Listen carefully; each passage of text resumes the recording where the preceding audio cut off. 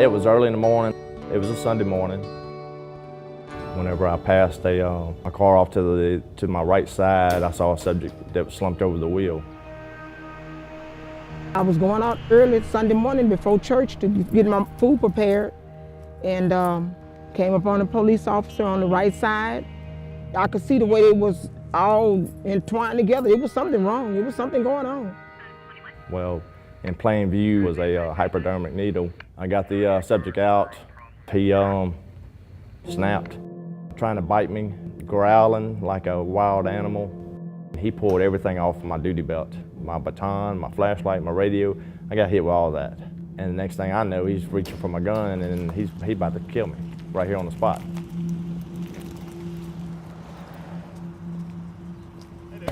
Hi there.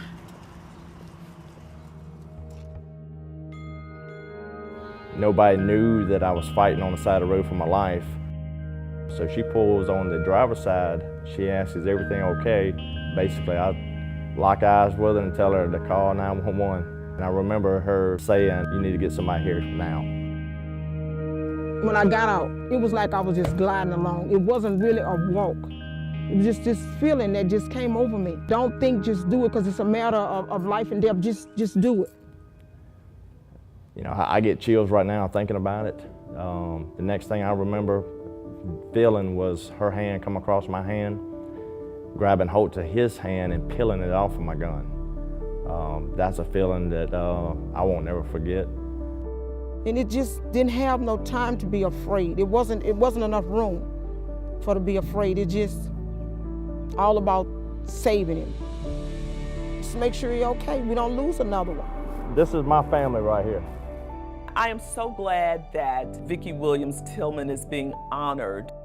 We have been in a challenging situation where, as mayor, I have been trying to close the gap between officers in our community. When we look at Vickie Williams Tillman, we see a woman who represents the best of humanity. Just reach out. Take a minute of your time. It can make a difference. Just a minute of your time, it can make a big difference. It could save someone's life.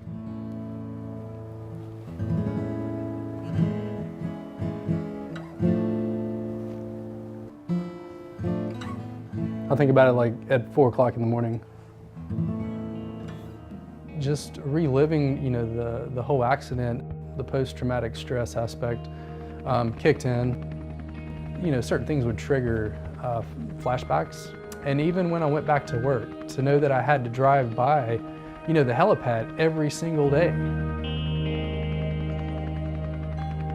What really got me was having, you know, recurrent dreams of the accident. They were really vivid dreams. The rescue was occurring, but to me in the dream it wasn't occurring fast enough. It was just an average day at work. I work as a CT tech. My plan was to go out to Moab for the weekend, July 4th weekend, and I was going to have my golden retriever, Zeppelin. I had just finished a patient, took them back to their room. One of the nurses kind of gave me this blank stare and said the helicopter had crashed.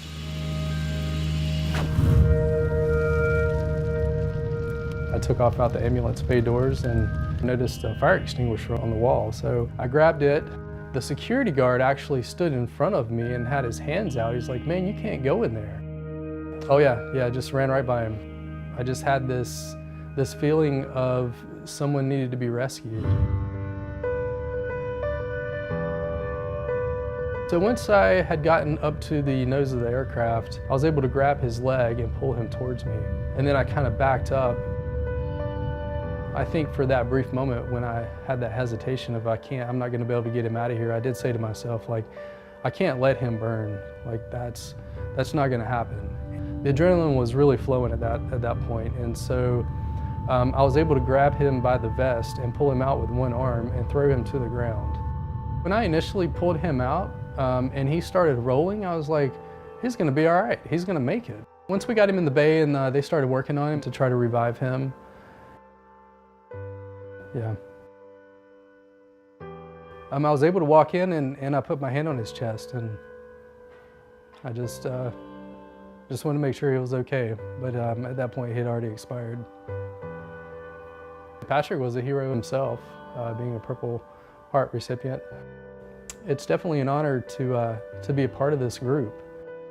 Just the legacy that it instills and that it has instilled since 1904, since it came around. There's a lot of heroes before me, and there's a lot to come after me.